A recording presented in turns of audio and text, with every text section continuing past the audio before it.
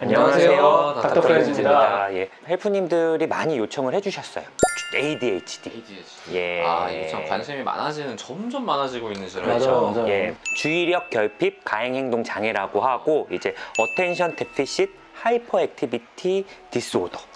좀 어렵죠? 어렵네요. 예, 뭐 아마 대략적으로 요즘은 많이들 알고 계셔가지고 이제 대략 어떤 건지는 알 것 같다 이렇게 얘기하실 거예요. 좀 뭐 주의가 산만하다, 네. 좀뭐 활동량이 많다 이런 얘기를 좀 듣기도 하실 거고, 사실은 이제 ADHD에서 이제 크게 말하면은 한 두 가지 정도로 증상을 좀 나눠볼 수 두 가지로 있어요. 나눌 수가 있어요? 예. 그래서 좀 부주의한 거. 좀 산만한 거?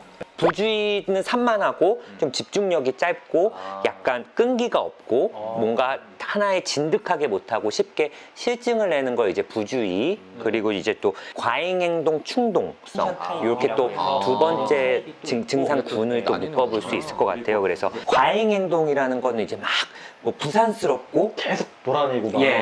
그리고 막 애기들 막 돌아다니고 모터를 달리듯이 막 돌아다녔다 이런 얘기를 하거든요. 네. 계속 좀 돌아다니는데 성인 ADHD도 요즘 많은데 많아요? 성인은 그렇진 않아요. 성인이 막 회사에서 계속 돌아다니실 수 없으니까. 그쵸. 안 되겠죠? 그럼 보통 성인의 경우는 좀 계속 꼼지락꼼지락거리고 아. 막 왠지 앉아있지 못할 것 같고 뭔가 좀 그런 느낌 자꾸 받으시는 걸 이제 보통 성인에서는 이런 가행행동이 좀 그렇게 나타나는 거기도 하고, 정말 이 어린 아이들이 이제 뭐 유치원이나 학교에서 막 소리 지르고 막 친구 선생님 수업하는데 뒤에 막 친구랑 말 걸고 그걸 몇 번이나 주의를 줬는데도 안 되고, 이런 게 이제 좀 가행행동이라고 좀 하고요.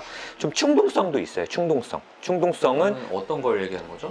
차례를 못 기다리고 이제 새치기 하는 거예요? 새치기도 하고, 상대방이 대답을 이렇게 질문을 하기 전에 뭐 말을 끊고 대답을 한다거나 이런 거 이제 좀 충동적인 부분, 이런 게 좀 가행행동 충동성 이렇게 또 같이 좀 묶여져요. 그래서 이렇게 총 부주의랑 그리고 가행행동 충동 이렇게 두 가지 정도 타입이라고 좀 보시면 될 것 같아요. 그래서 부주의한 경우는 이제 부모님이 보통 애기를 이제 아이들을 좀 데려오셔서 우리 애가 좀 산만해요. 그리고 뭐 잔소리를 해야 이렇게 뭐 일을 하지 스스로는 뭔가 하지 않아요. 뭐 이렇게 좀 그것도 부주의한 거에 속하나요? 속해요. 근데 사실 이게 좀 더 예. 어려운 게 예. 아이 때는 좀 누구나 한 가지에 집중하기 좀 어렵고 그럴 수 있잖아요. 그래서 그렇죠. 초등학교도 수업 시간도 짧고 짧죠. 사실 그렇잖아요. 예, 근데 예. 사실 부모 입장에서 어느 정도가 돼야 그쵸. 우리 아이를 이런 병원에 데려가 봐야 되는 건지, 아니면 이 정도 사실 괜찮은 건지 이런 걸 사실 판단하기가 좀 쉽지 않을 것 같아요. 어렵죠. 애들은 네. 또 원래 그런 면이 있으니까요. 그렇죠. 네네. 근데 이제 어린이집 아니면 유치원 그리고 초등학교 이제 선생님들이 부모님에게 말씀을 드리는 경우가 있어요. 그 이제 선생님들은 이미 몇 년간의 경험이고 한두 명이 아니라 여러 명의 아이들을 이제 가르치시는데 그러니까 동일 연령의 여러 명을 보고 있으니까. 그쵸. 대략적인 이제 그런 평균치가 나오는데, 우창 선생님 말대로 뭐 아이들이 오래 집중 못하고 이런 거 어린이의 이제 특성인데, 그쵸. 그 중에서도 좀 더 그러거나 하면 요즘은 그 선생님들도 이제 뭐 그런 교육대학원 이런 시간에도 또 그런 ADHD에서 배우시기 때문에 예, 그런 걸 좀 권해세요, 요즘은. 그러면 선생님들이 예. 권하셨을 때는 부모님들이 그걸 무시하면 안 되겠네요. 왜냐하면 선생님들이 그런 얘기 꺼낼 때 또 좀 쉽게 꺼내시는 게 아니라 쭉 보시다가 이제 한번 전문가 상담을 좀 받아보세요 이렇게 말씀을 하셔서 데려오시는 경우인데, 그런 보고가 있을 경우는 대부분 ADHD로 진단이 되더라고요. 그래서 생각보다 그 선생님들이 보시는 그런 보고가 좀 많이 중요하다. 네, 정확하고. 근데 이제 어머니가 근데 오셔서 데려오셔서 그런 말을 해요. 우리 애가 게임할 때는 집중을 잘하는데 그러면 ADHD가 아닌 거 아닌가요? 이렇게 하는데, 또 이 아이들이 뭐 자기가 좋아하는 분야에는 또 집중을 잘할 수 있어요. ADHD라도. 그래서 게임할 때는 잘 집중하니까 뭐 학교나 학원에서의 문제는 별로 아무렇지도 않겠지 이렇게 하실 건 아니고, 조언을 받으시면 한번 가보시는 것도 좀 좋을 것 같고, 또 부주의한 타입은 이제 좀 가재나 놀이할 때도 집중하기 좀 어려워 하시고 좀 물건을 많이 잃어버려요. 저 엄청 잃어버렸어요. 어렸을 때. 진짜? 저 어렸을 때 막 가방 맨날 잃어버리고. 가방을 잃어버려요? 왜냐면은 오락실 같은 데 가면은 가방을 놓고 나와요. 이게 넉넉히 보다가. 네, 막 게임 하다가 가방 위에 올려놓고 하다가 그냥 놓고 나오는 경우가 되게 많아. 그리고 오락실에서만 진짜 몇 번 잃어버렸어요, 가방. 물품이나 수집품 정리 같은 건 잘 하시는 타입이세요? 제가 10년 넘게 알았으니까 잘 못하시는 타입. 아니요, 전 잘합니다. 아니면 거짓말도 잘하시는 뭔가를 이렇게 딱 맞춰야 될 때 마감 시간을 딱 지켜야 되는 거 잘 마감 시간을 그것도 지켜요. 잘안 돼요. 아니, 마감 시간을 지켜요. 마감 시간 마감 지키고. 시간을 바꿔요. 네, 아니, 마감 시간 지켜요.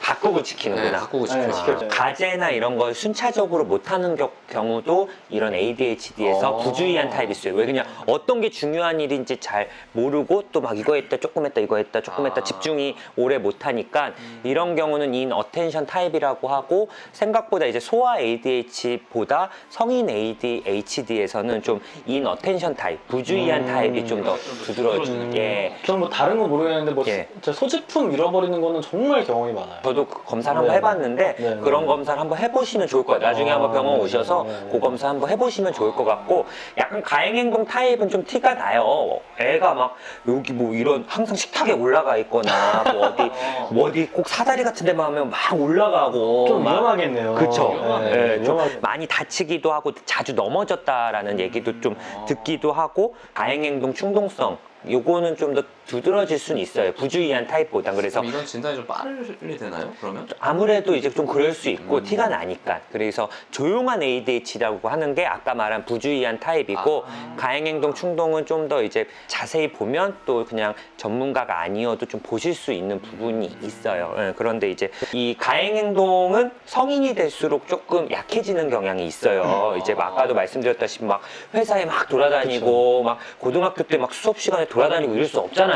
사회화의 과정이 그렇죠. 되니까. 사회 과정 네. 되면서 그렇지만 이제 앉아는 있지만 이제 좀 계속 집중 못하고 그러는 이제 그런 조용한 ADHD라는 부주의형이 조금 더 성인까지도 지속이 좀 될 수도 있습니다. 사실 ADHD가 왜 문제냐면 교우 관계나 이 대인 관계에서도 문제가 생겨요. 예를 들어 자꾸 친구의 말을 끊고 수업 시간에 막 돌아다니고 막 그러면 선생님한테도 혼이 날 거 많이 아니에요. 혼나겠네요. 그럼 또 친구들 사이에 또 놀림도 받고 선생님한테도 혼나고 하니까 좀 자기 자존감도 좀 낮아지고 그리고 당연히 집중도 안 되고 뭐 이러니까 학습 능력도 좀 떨어지고 그러면서 좀 좌절감도 생기고 공부에 대한 어떤 흥미도 일 수 있고 사실은 굉장히 좀 문제가 좀 될 수도 있어요. 이건 이런 좀 부분. 심각할 수 있는 문제네요. 그렇죠. 사실 이 학업, 학습 이 부분 때문에 근데 많은 분들이 걱정을 하면서도 또 과잉으로 또 병원을 데려가는 거 아니면 항상 이런 의견이 항상 있는데 거기에서 이런 선생님들과의 어떤 소통이나 이런 게 좀 중요할 수도 있다라는 거죠. 사실 진료 오셔서 보고 아닐 것 같다 그러면 어머니 좀 안심을 시켜드리고 보내드리는 경우도 많아요. 그렇지만 이제 오셔서 이제 아이들을 보고 상담도 하고 학교나 집, 학원에서 어떻게 지내는지도 여쭤보고 하면 이제 또 진단을 할 수 있고요. 이제 사실 제일 중요한 건 전문가와 상담을 해서 진료를 통해서 진단을 하는 게 중요한데 이제 보조적인 도구로 제가 이따가 보여드릴 건데 CPT 검사라고 해서 Continuous Performance Test라는 검사가 있어요. 그러니까 약간 지속 수행 검사라고 해서 약간 컴퓨터 화면에 게임하듯이 이렇게 아이들도 쉽게 따라할 수 있는 검사라 보십시오. X자 모양에는 버튼을 누르면 안 됩니다. 시작 버튼을 누르면 검사를 시작하겠습니다.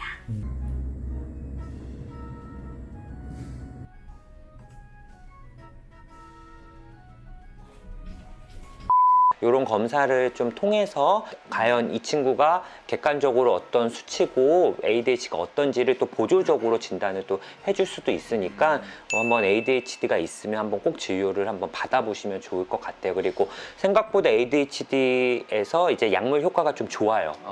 CPT 검사 같은 걸 통해서 이제 뭐 반응 시간이나 오반응 수도 측정하고 하니까 뭐 어린이집이나 뭐 이렇게 뭐 아니면 주변에 이제 아이들과 비교해서 좀 우리 아이가 좀 그런 느낌이다 하시면 이게 또 성인까지도 증상이 지속되실 수도 있고 정서적으로 학습이나 이런 부분에도 악영향을 줄 수 있으니까 한번 꼭 검사를 좀 받아보시는 걸 좀 추천해 드리고 싶습니다. 예. ADHD에서 또 더 궁금하시거나 그런 게 있어서 댓글을 달아주시면 저희가 또 한번 다음 영상을 준비를 해보겠고요. 주변에 ADHD에 대해서 좀 궁금하신 분들이 있으시면 또 공유를 해주시면 또 도움이 될 것 같아요. 예. 네. 감사합니다. 감사합니다. 여기까지 영상을 본 당신 더 많은 영상을 보시려면 여기에 여긴가요? 여기네. 그리고 앞으로도 저의 재밌는 영상 보시려면은 구독 버튼 눌러주시면은 계속해서 저희가 따라갈 겁니다. 구독은 건강이에요. 사랑합니다.